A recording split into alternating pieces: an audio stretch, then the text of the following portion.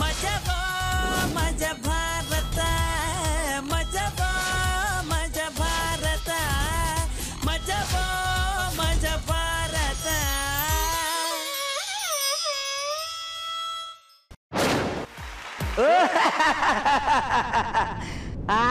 ಏನು ಅಂದ್ರೆ ಚೆನ್ನಾಗಿದ್ದೀರಾ? ವಾವ್ ಗುರು ಸರ್, ನೀವು ಹಾಕಿರೋ ಕಾಸ್ಟ್ಯೂಮ್ ಸಾಕತ್ತಾಗಿದೆ. ಓಹೋ ಹೋ ಹೋ ಹೋ, ಸಿರಿ ಮೇಡಮ್ ಬಂದ್ಬಿಟ್ಟಿದ್ದೀರಾ? ಮೇಡಮ್ ಚೆನ್ನಾಗಿದ್ದೀರಾ? ಏನೋ ಎಲ್ರು ಚೆನ್ನಾಗಿದ್ದೀರೇನ್ರು? ಏಯ್ ಎಲ್ರು ಚೆನ್ನಾಗಿ ಆಕ್ಟ್ ಮಾಡ್ತಾ ಇದ್ದೀರಾ ಕಣ್ರು, ಹಿಂಗೆ ಮಾಡ್ರು. ನಾನು ಯಾರು ಅಂತ ಕನ್ಫ್ಯೂಷನ್ ಅಲ್ಲಿ ನೋಡ್ತಾ ಇದ್ದೀರಾ? ನಾನು ಜಗಪ್ಪನ ಆತ್ಮ. ಇವನ್ ಲೈಫಲ್ಲಿ ಏನಾದ್ರು ಕಡ್ದು ಕಟ್ಟೆ ಆಗ್ತಾನೆ, ಕಿತ್ತು ಗುಡ್ಡೆ ಆಗ್ತಾನೆ ಅಂತ ನಾವು ಒಳಗಡೆ ಕೂತಿದ್ದೆ.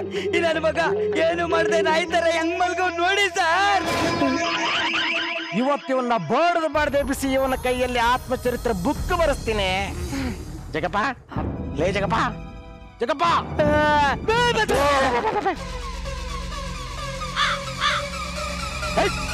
ಯಾರ ನೀನು? ಜಗಪ್ಪ, ನಾ ಏನ್ ಬೊಕ್ಕಪ್ಪನ? ಯಾರ ನೀನ? ನಾನ್ ನಿನ್ನ ಆತ್ಮ ಕಣೋ. ಆತ್ಮ ಒಳಗಿರೋದ್ ಬಿಟ್ಬಿಟ್ಟು ಆಚೆ ಬಂದ್ಬಿಟ್ಟಾಯ್ತಲ್ಲಪ್ಪ. ಯಾಕ ಬಂದೆ? ನೀನು ಜೀವನದಲ್ಲಿ ಏನು ಕಿತ್ತು ದಬ್ಬಾಕಿದ್ದೆ ಅಂತ ಹೇಳ್ಬಿಟ್ಟು ಮಲ್ಕೊಂಡು ಗೊರಕೆ ಹೊಡಿತಿದ್ಯಾ ಕಣ. ನಾ ಏನ್ ದಬ್ಬಾಕಿದ್ದೀನಿ ಅದನ್ನ ನಾನು ಆಮೇಲೆ ಹೇಳ್ತೀನಿ. ಫಸ್ಟ್ ಪೂರ್ತಿ ದೇಹ ಆಚೆ ಬರ ನೀನ. ಹಾಗಾದ್ರೆ ಕಣ್ಣು ಮುಚ್ಕೊ. ನನ್ ಸಾಂಗ್ ಹಾಕಂದ್ ಹಿಂಗೆ ಹಿಂಗೆ ಅಂದ್ರೆ ನಾನ್ ನಿನ್ನ ಆತ್ಮ ಅಲ್ವಾ, ನಿನ್ ತರನೇ ಬರ್ಬೇಕು. ಹೌದಾ? ಏನಕ್ಕೆ ಬಂದಿದ್ಯಾ? ಅಲ್ಲ ಕಣ, ನೀನ್ ಜೀವನದಲ್ಲಿ ಏನು ಕಿತ್ತು ದಬ್ಬಾಕಿದ್ಯಾ ಅಂತ ಹೇಳ್ಬಿಟ್ಟು ಹಿಂಗ್ ಗೊರಕೆ ಹೊಡ್ಕೊಂಡ್ ಮಲ್ಕೊಂಡಿದ್ಯಾ ನೀನು? ಜೀವನದಲ್ಲಿ ಏನಾದ್ರು ಸಾಧನೆ ಮಾಡ್ಬೇಕು ಕಣ. ಅಲ್ಲ, ನೀನ್ ಜೀವನದಲ್ಲಿ ಏನ್ ಸಾಧನೆ ಮಾಡಿದ್ಯ ಹೇಳು? ನಾನೇನ್ ಸಾಧನೆ ಮಾಡಿದ್ದೀನಿ ಅಂತ ಕೇಳ್ತಾ ಇದ್ಯಾ? ಆ ಸಾಧನೆ ಮಾಡಿರೋದ್ನ ನಾನ್ ಹೇಳೋದಲ್ಲ ಕಣ, ನಮ್ ಹುಡುಗರು ಹೇಳ್ತಾರೆ. ನಾನೇನ್ ಸಾಧನೆ ಮಾಡಿದೀನಿ ಅಂತ ಸ್ವಲ್ಪ ಹೇಳ್ರ ಹೇಳ್ರ ಹೇಳ್ರ. ಇದು ಇದು ನಿನ್ನ ಸಾಧನೆ. ನಿನ್ನ ಜನ್ಮಕ್ಕೆ ಬೆಂಕಿ ಯಾಕ? ಸಾಧನೆ ಅಂದ್ರೆ ಅದಲ್ಲ ಕಣೋ. ಸಾಧನೆ ಅಂದ್ರೆ ಏನು ಅಂತ ನಾನ್ ತೋರಿಸ್ತೀನಿ ನೋಡಿ. ಈಗ ನೋಡಲಿ.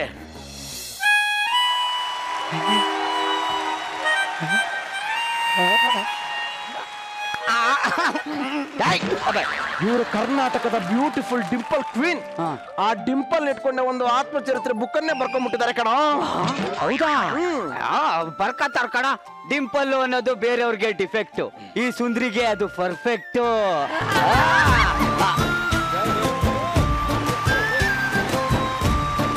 ಆ ಡಿಂಪಲ್ ಕೆನ್ನೆಗೆ ನಾನು ಅಭಿಮಾನಿ ಆಗ್ಬಿಟ್ಟಿದ್ದೀನಿ ಕಣೋ.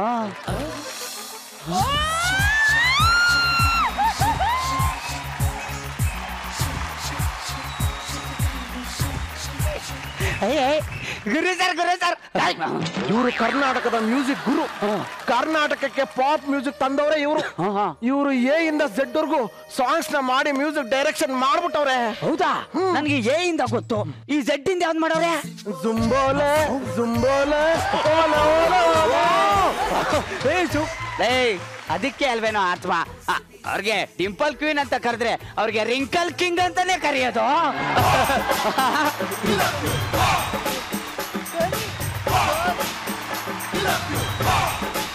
ಅವ್ರೇನೋ ದೊಡ್ಡ ದೊಡ್ಡವರು ಏನೋ ಸಾಧನೆ ಮಾಡಿರ್ತಾರೆ, ಏನ್ ಮಾಡಕ್ಕಾಗುತ್ತೆ? ಸರಿ ಕಣಪ್ಪ, ಅವ್ರು ದೊಡ್ಡವರು, ಅವ್ರು ಲೆಜೆಂಡ್ಸ್. ನಿನ್ನ ಪಕ್ಕದಲ್ಲಿ 2 ವರ್ಷದಿಂದ ಆಕ್ಟ್ ಮಾಡ್ಕೊಂಡ್ ಬರ್ತಿದ್ದ ಅಂತ ಸೀತಾರಾಮು, ಅವನು ಶೈನಿಂಗ್ ಸ್ಟಾರ್ ಅಂತಾನೆ ಆತ್ಮಚರಿತ್ರೆ ಬುಕ್ ಬರ್ಕೊಂಡ್ಬಿಟ್ಟವನೆ. ಬರ್ಕೊಂಡವನೆ, ತೆಲುಗುಲ್ ಬರ್ಕೊಂಡವನ ಅರ್ಥನೇ ಆಗಲ್ಲ. ನೋಡೋ, ಜೀವನದಲ್ಲಿ ಯಾವನೇ ಆದ್ರೂ ಒಂದು ಸಾಧನೆ ಮಾಡ್ಲೇಬೇಕು. ಅದು ಪಾಸಿಟಿವ್ ಆಗ್ಲಿ ನೆಗೆಟಿವ್ ಆಗ್ಲಿ ಅವನ ಬಗ್ಗೆ ಮಾತಾಡ್ತಾ ಇರ್ಬೇಕು. ಅವಾಗ್ಲೇ ಅವನು ಬದುಕಿದ್ದಾನೆ ಅಂತ ಅರ್ಥ, ಇಲ್ಲ ಅಂದ್ರೆ ಸತ್ತಿದ್ದಾನೆ ಅಂತ ಅರ್ಥ. ಜಗಪ್ಪ, ಒಂದು ಮಾತು ಹೇಳ್ತೀನಿ, ಸರಿಯಾಗಿ ಕೇಳಿಸ್ಕೊ. ಹುಟ್ಟು ಉಚಿತ, ಸಾವು ಖಚಿತ. ಮಧ್ಯದಲ್ಲಿ ನೀನ್ ಏನು ಕಿತ್ತು ದಬ್ಬಾಕಿದ್ಯಾ ಜಗದೀಶ? ಶಾ ಶಾ ಶಾ ಶಾ ಶಾ ಶಾ ಶಾ ಅನ್ಕೊಂಡ್ ಹೊಂಟೋಗ್ಬಿಟ್ಟ. ಕರೆಕ್ಟು, ನನ್ನಂತೆ ಒಳ್ಳೆ ಮನ್ಸ ಇಲ್ಲಿ ಹುಟ್ಟೋದೆ ಕರೆಕ್ಟ್. ನಾನೇನಾದ್ರೂ ಸಾಧನೆ ಮಾಡ್ಬೇಕು, ನಾನೇನಾದ್ರೂ ಮಾಡಿ ಒಂದು ಆತ್ಮಚರಿತ್ರೆ ಭರಿಸಲೇಬೇಕು. ಆತ್ಮಚರಿತ್ರೆ ಭರಿಸ್ಬೇಕು. ನನ್ನ ಮಜಾಭಾರತ ಆಸ್ಥಾನದಲ್ಲಿ ನನ್ನ ಆತ್ಮಚರಿತ್ರೆಯನ್ನು ಬರೆಯುವಂತ ಮಯೂರ ವರ್ಮ ಜಕ್ಕಣ್ಣಚಾರಿ ಚಂಗುಬಡಿ ಅಂತ ಬರಹಗಾರರು ಯಾರು ಇಲ್ವೇ? ಕನ್ನಡ ಹೊನ್ನುಡಿ ದೇವಿಯ ಸಾಹಿತ್ಯನು ನಾ ಪೂಜಿಸುವೆ ಆರಾಧಿಸುವೆ ಕನ್ನಡ ಡಿಂಡಿಮ ಬಾರಿಸುವೆ ಎಂದು ಬರೆಯುತ್ತ ಬಾಡುವೆ. ಸರ್ ನಮಸ್ಕಾರ ಸರ್. ನಮಸ್ಕಾರ. ತಮ್ಮ ನಾಮಧೇಯ? ಬೂದಿಕೋಟೆ ಗೋವಿಂದರಾಜ ಸೀತಾರಾಮಚಾರಿ. ಸೀತಾರಾಮಚಾರಿ. ಎಷ್ಟು ಉದ್ದ ಇಟ್ಕೊಳ್ಳೋದಲ್ಲ ಅಪ್ಪಿ, ಹೇಳಿದ್ನೆಲ್ಲ ಬರೀಬೇಕು. ಸರಿ. ಈಗ ನನ್ನ ಕರೆಸಿದ ಕಾರಣವೇನು? ಏನಿಲ್ಲ, ಅಂಗಡಿಯಿಂದ ಕರೆದ ಪುಡಿ ತರಿಸ್ಬಿಟ್ಟು ಚೆನ್ನಾಗಿ ಹರಿದ್ಬಿಟ್ಟು ಡಬ್ರಿಲ್ ಕಲಸಿ ಒಂದು ದೊಣ್ಣೆಯನ್ನು ತೆಗೆದುಕೊಂಡು ಅದಕ್ಕೆ ಲೇಪಿಸಿ ತೆಗೆದು ಅಲ್ಲ ಅಟ್ಟದ ಮೇಲೆ ಇಟ್ಟಿರ್ತೀನಿ. ಸಾಂಬಾರ್ಗಿಲ್ಲ ಅಂತಂದಾಗ ಹಿಂಗ್ ತಕೊಂಡ್ ಹಿಂಗ್ ಆಡಿಸ್ಕೊಳ್ಳೋಣ ಅಂತ. ಯಾವಾಗ ನೀನ್ ಬರಹಗಾರ ತಾನೆ? ಹೌದು. ನಂದೊಂದು ಆತ್ಮಚರಿತ್ರೆ ಬರೀ. ಆತ್ಮಚರಿತ್ರೆ ಬರೀಬೇಕೆ? ಆತ್ಮಚರಿತ್ರೆ ಅಂದ್ರೆ ಅನ್ನ ತಿಂದಷ್ಟು ಈಜಿ ಅಲ್ಲ ಸರ್. ಹೌದಾ? ನೀವು ಜೀವನದಲ್ಲಿ ಏನು ಕಿತ್ತು ಗುಡ್ಡೆ ಹಾಕಿದಿರಿ? ಬೆಳಿಗ್ಗೆ ಆದ್ರೂ ಸಾಕು ಒಂದೊಂದು ಕೂದಲು ಕಿತ್ತು ಗುಡ್ಡೆ ಹಾಕಿದ್ದೀನಿ, ತಗೋಬಿಡು. ನಾನು ಗುಡ್ಡೆ ಹಾಕಿದ್ಯಾ ಅಂದ್ರೆ ಕೂದಲು ಕಿತ್ತುಬಿಟ್ಟು ಗುಡ್ಡೆ ಹಾಕಿದ್ಯಾ ಅಂತಲ್ಲ. ಮತ್ತೆ ನೀನು ಜೀವನದಲ್ಲಿ ಏನು ಸಾಧನೆ ಮಾಡಿದ್ಯಾ ಅಂತ. ಮಾಡಿದ್ದೀನಿ ಸರ್. ಏನು? ಮಹಾಭಾರತದಲ್ಲಿ ಆಕ್ಟ್ ಮಾಡಿದ್ದೀನಿ. ನೋಡು, ನಿನ್ನ ಜೊತೆ 24 ಜನ ಕಂಟೆಸ್ಟೆಂಟ್ ಅದನ್ನೇ ಮಾಡಿದ್ದಾರೆ. ಅದು ಬಿಟ್ಟು ಬೇರೆ ಏನಾದ್ರು ಹೇಳು. ಅದನ್ನ ಬಿಟ್ಟ ನಾನು ಇಷ್ಟು ಉದ್ದ ಡೈಲಾಗು ಪಟ ಪಟ ಪಟ ಪಟ ಅಂತ ಹೊಡಿತೀನಿ ಸರ್. ಅದರಿಂದ ಒಬ್ರು ರೈಟರ್ ಇದ್ದಾರೆ ಅನ್ನೋದು ಮರ್ತ್ಬಿಟ್ಟಪ್ಪ. ಅದು ಬಿಟ್ಟು ಬೇರೆ ಏನಾದ್ರು ಹೇಳು. ಸರ್ ಮಹಾಭಾರತದಲ್ಲಿ ನಾನು ತುಂಬಾ ಹೆಸರು ಮಾಡ್ಬಿಟ್ಟಿದ್ದೀನಿ ಸರ್. ನಿನಗಿಂತ ಹೆಚ್ಚಾಗಿ ಅಖಂಡ ಕರ್ನಾಟಕದಾದ್ಯಂತ ಶೈನಿಂಗ್ ಸೀತಾರಾಮ್ಗೆ ಹೆಸರಿದೆ.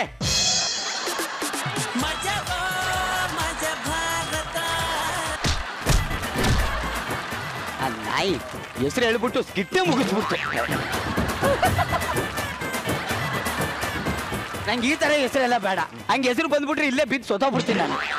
ನೋಡು, ನನ್ಗೆ ಹೆಸರಿದೆ ಅಂತಂದ್ರೆ ಜಗ್ಗಪ್ಪ, ಸಾಮ್ರಾಣಿ, ಜೊಲ್ ಜಗ್ಗ, ಹಂಗೇಲ್ ಕೂತಿರೋ ಹುಡುಗಿರೆಲ್ಲ ಚಿನ್ನು ಮುದ್ದು ಬಂಗಾರ ಅಂತ ನನ್ನ ನಂಬರ್ನ ಸೇವ್ ಮಾಡ್ಕೊಂಡಿರೋ ಅಂತ ಹೆಸರುಗಳಿದೆ ಅಂತ ಹೇಳಿದ್ ನಾನು.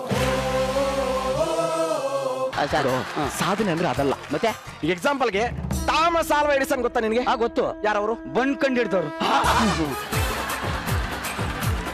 ಹಂಗಾದ್ರೆ ಅವರು ಬ್ರೆಡ್ ಕಂಡಿಡ್ದಿರ್ಬೇಕು. ಮತ್ತೆ ಅವರು ಬಲ್ಪ್ ಕಂಡಿಡಿದವ್ರು ಕಣೋ. ಎರಡರಲ್ಲೂ ಬಾ ಆಯ್ತಾರ ಬಿಡಿ ಸರ್.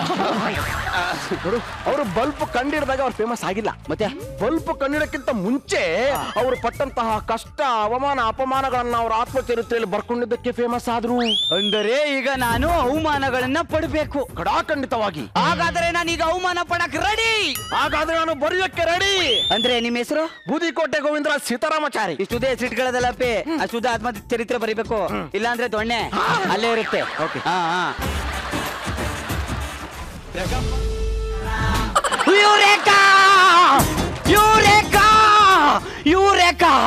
ಸಾರ್, ನಾನಿವತ್ತೊಂದು ಯೂರೇಕಾನ ಕಂಡಿಡ್ದು ಬಿಟ್ಟೆ ಸಾರ್, ಕಂಡಿಡ್ದು ಬಿಟ್ಟೆ. ಏನ್ ಕಂಡಿಡ್ದು ಬಿಟ್ಟೆ ಅಂತ ಕೇಳಿ ಸಾರ್. ಏನು? ಯಾವ ರೇಖಾ? ರೇಖನ್ ನಾನೇ ಕಂಡಿಡಿಲ್ಲ, ಅವಳು ನಮ್ಮ ಮನೆ ಪಕ್ಕದವಳು, ಅವಳಲ್ಲೇ ಇರ್ತಾಳೆ. ಯೂರೇಕಾ ಏನೋ ಹೊಸ್ತಾಗೊಂದು ಕಂಡಿಡ್ತಿದ್ದೀರಿ ಸಾರ್. ಈ ಗಂಡ ಈ ಹೆಂಡತಿ ಬೇಜಾನ್ ಜಗಳಾಡ್ತಾ ಇರ್ತಾರೆ ಗೊತ್ತಾ? ಇದಕ್ಕೆ ಕಾರಣ ಏನು ಅಂತ ನಾನು ಕಂಡಿಡ್ದ್ಬಿಟ್ಟೆ. ಈ ಜಗದೀಶ್ ಕುಮಾರ್ ಅನ್ನೋ ಒಬ್ಬ ತತ್ವ ವಿಜ್ಞಾನಿ ಅದನ್ನ ಕಂಡಿಡ್ದಿದ್ದ. ಆ ಬುಕ್ನ ತಗೊಬಂದು ನಾನು ಓದಿ ಅದ್ರ ಬಗ್ಗೆ ತಿಳ್ಕೊಬಿಟ್ಟೆ ಸರ್. ಏನಪ್ಪಾ ಅಂತಂದ್ರೆ, ಈ ಗಂಡ ಹೆಂಡತಿ ಸಿಕ್ಕಾಪಟ್ಟೆ ಜಗಳಾಡ್ತಿರ್ತಾರೆ ಮನೇಲಿ. ಯಾಕೆ ಅಂತಂದ್ರೆ ಕಾರಣ, ಒಬ್ಬ ಮನುಷ್ಯನಿಗೆ ದಿನದಲ್ಲಿ ಹುಡುಗ ಆದ್ರೆ 7,000 ಪದಗಳ ಬಳಕೆ ಮಾಡ್ತಾನೆ. ಈ ಹೆಣ್ಣು ಮಕ್ಕಳು 20,000 ಪದ ಬಳಕೆಗಳನ್ನ ಮಾಡ್ತಾರೆ. ಅದರಲ್ಲಿ ಈ ಗಂಡು ಮಕ್ಕಳು ಆಫೀಸ್ಗೆ ಅಂತ ಹೋದಾಗ ಬಾಸ್ ಜೊತೆ, ಫ್ರೆಂಡ್ಸ್ ಜೊತೆ, ಕೊಲೀಸ್ ಜೊತೆ, ಸಿಗರೇಟ್ ಅಂಗಡಿಯವನ್ ಜೊತೆ, ಎಣ್ಣೆ ಅಂಗಡಿಯವನ್ ಜೊತೆ ಎಲ್ಲ ಮಾತಾಡಿ 7,000 ಪದ ಬಳಕೆನ ಖಾಲಿ ಮಾಡಿಬಿಡ್ತಾನೆ. ಈ ಹೆಣ್ಣು ಮಕ್ಕಳು 20,000 ಪದ ಬಳಕೆಯಲ್ಲಿ ತರಕಾರಿ ಅವನ ಜೊತೆ, ಹಾಲವನ್ ಜೊತೆ, ಪೇಪರ್ ಅವನ ಜೊತೆ, ಈ ನ್ಯೂಸ್ ಅವ್ರ ಜೊತೆ ಎಲ್ಲ ಮಾತಾಡಿ ಒಂದು 5,000 ಪದ ಬಳಕೆನ ಖಾಲಿ ಮಾಡಿರ್ತಾರೆ. ಇನ್ನು ಅವ್ರ ಹತ್ರ 15,000 ಪದ ಬಳಕೆ ಉಳ್ಕೊಂಡಿರುತ್ತೆ. ಗಂಡ ಪಾಪ ಆಫೀಸಿಂದ ಬರ್ತಿದ್ದಂಗೆನೆ ಇವ್ರು ಮಾತಾಡಕ್ ಶುರು ಮಾಡ್ತಾರೆ. ಗಂಡನ ಹತ್ರ ಪದ ಬಳಕೆ ಇರಲ್ಲ, ಇವಳು ಮಾತಿಗೆ ಅವನು ಸ್ಟಾರ್ಟ್ ಮಾಡ್ತ. ಏನ್ ಹೇಳ್ತೀನಪ್ಪ ಅಂದ್ರೆ, ಗಂಡು ಮಕ್ಕಳು ಮನೇಲಿ ಜಾಸ್ತಿ ಮಾತಾಡ್ತಾ ಇಲ್ಲ ಅಂದ್ರೆ ಅವರ ಪದ ಬಳಕೆ ಖಾಲಿಯಾಗಿದೆ ಅಂತ ತಿಳ್ಕೊಳ್ಳಿ.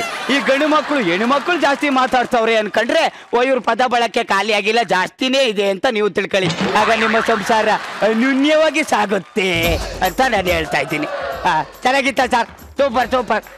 ಅದಕ್ಕೆ ನಾನು ಆ ಥರ ಮನ್ಸ ಅಲ್ಲ. ನನ್ನ ಹೆಂಡತಿಗೆ ಕೌಂಟ್ರು ಡೈಲಾಗ್ ಕೊಡ್ಲೇಬೇಕು ಅಂತ 5,000 ಪದ ಬಳಕೆನ ಹಂಗೆ ಇಟ್ಕೊಂಡಿದ್ದೀನಿ ನಾನು. ಜಾಣ ನಾನು.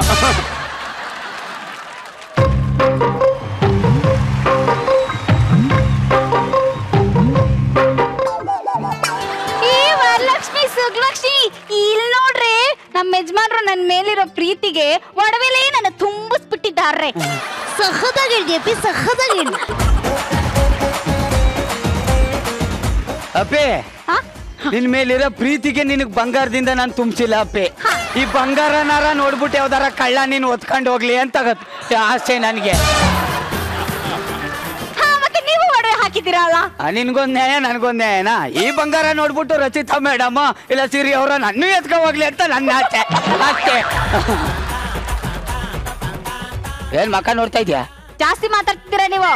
ನಿಮ್ಮ ಹತ್ರ ನನ್ಗೇನ್ ಮಾತು? ನಾನು ಬ್ಯೂಟಿ ಪಾರ್ಲರ್ ಹೋಗಿ ಬರ್ತೀನಿ. ನಿಂತ್ಕಳೆ ಮೋಟೋಳ್ಗೆಡ್ಡೆ. ಎಲ್ಲರೂ ರೆಡಿ ಆಗಕ್ಕೆ ಅಂತ ಬ್ಯೂಟಿ ಪಾರ್ಲರ್ ಹೋಗ್ತಾರೆ. ಇವಳು ನೋಡಿದ್ರೆ 1 ಗಂಟೆ ಮನೇಲೆ ರೆಡಿ ಆಗಿ ಈಗ ಬ್ಯೂಟಿ ಪಾರ್ಲರ್ ಹೋಗ್ತಾವಳೆ. ಬರೀ ಅಪ್ಸೆಟ್ ನೋಡಿತೀರಾ ನೀವು. ಅಯ್ಯೋ ಇದೇನ್ ಮೆಸೇಜ್ ಇದು? ಬಾರಿ ಹಿಂಸೆ ಮೆಸೇಜ್ ಕಳ್ದು. ಅಯ್ಯೋ ರೀ, ಮೆಸೇಜ್ ಅಂದ ತಕ್ಷಣ ನಂಗೊಂದ್ ನೆನ್ಪಾಯ್ತು. ಬೆಳಗ್ಗೆ ನಾನು ಒಂದ್ ಸೆಲ್ಫಿ ತಗೊಂಡೆ. ನನ್ ಹಿಂದೆ ನಾಯಿ ಬಿದ್ಬಿಟ್ಟಿದೆ ರೀ. ಏನಂತ ಸ್ಟೇಟಸ್ ಹಾಕ್ಲಿ? ಮುಂದೆ ಇರೋದ್ ನಾನಲ್ಲ, ಹಿಂದೆ ಇರೋದ್ ನಾನು ಅಂತ ಹಾಕು. ಸ್ಟೇಟಸ್ ಅಲ್ಲಿ ಏನ್ ಹಾಕ್ಲಿ ಅಂತ ಕೇಳ್ತವಳು ನೋಡಿ. ಮತ್ತೆ ನನ್ಗೆ ಹೋಗಿ ಕಾಪಿ ತಗೋಬೇಕು. ಸಾಕು ಸಾಕು.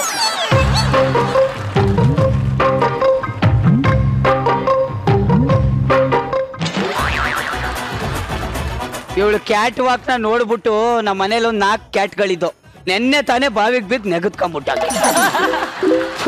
ಏನ್ ಮೆಸೇಜ್ ಐತೆ ತೆಗೆದು ಮಕ್ಕ.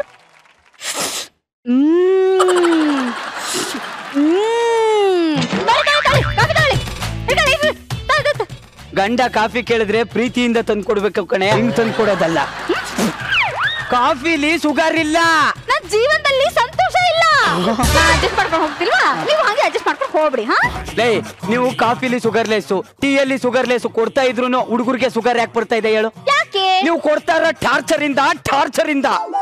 ನಾವು ಇಸ್ತ್ರಿ ಮಾಡುವಾಗ ನಿಮ್ಮ ಶರ್ಟ್ ಸುಟ್ಟೋಗುತ್ತೆ. ಯಾಕೆ ಹೇಳಿ? ಯಾಕೆ? ನೀವ್ ಹಿಂಗ ಆಡೋದ್ರಿಂದ, ಹಿಂಗೆ ಮಾತಾಡೋದ್ರಿಂದ. ಲೆಕ್ಕದಲ್ಲಿ ಕಾಫಿ ಬಿಸಿ ಇರ್ಬೇಕು, ನೀನ್ ತಣ್ಣಗಿರ್ಬೇಕು. ಆದ್ರೆ ಇವಳು ಬಿಸಿ ಹಾಕೋಳೆ, ಕಾಫಿ ತಣ್ಣಗಿದೆ. ನಾನೇನ್ ಬಿಸಿ ಇಲ್ಲ, ತಣ್ಣಗೆ ಇದೀನಿ. ಆದ್ರೆ ನಿಮಗೆ ಈ ನಡುವೆ ನನ್ ಮೇಲೆ ಒಂಚೂರು ಪ್ರೀತಿನೇ ತೋರ್ಸಲ್ಲ ನೀವು. ಎಲ್ ಪ್ರೀತಿ ತೋರ್ಸದವ? ಮದ್ವೆ ಆದ್ಮೇಲೆ ಈ ಸಿಮೆಂಟ್ ಅನ್ನೋ ಒಂದು ಸಂಸಾರದ ಭಾರವನ್ನ ತಲೆ ಮೇಲೆ ಒತ್ಕೊಂಡ ಮೇಲೆ ಗಂಡಸ್ಗೆ ಗಡ್ಡ ಕೆರ್ಕೊಳ್ಳಕ್ಕೇನೆ ಪುರ್ಸೋತಿರಲ್ಲ. ಇನ್ನು ಪ್ರೀತಿ ಎಲ್ ಮಾಡೋಣ?